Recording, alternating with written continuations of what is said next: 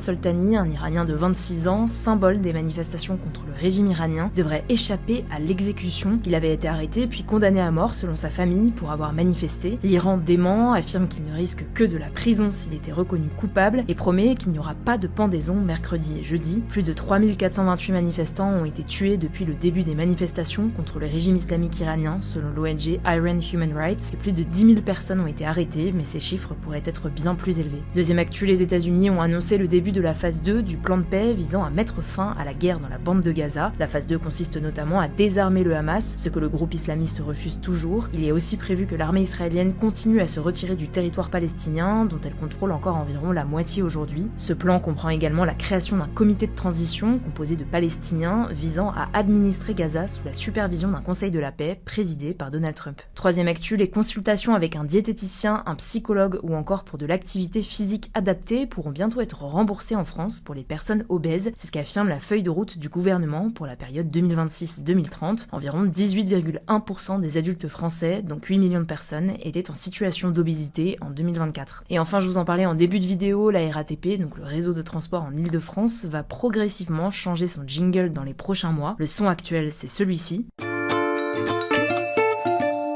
Et bien désormais, vous pourrez entendre un nouveau son, celui-ci.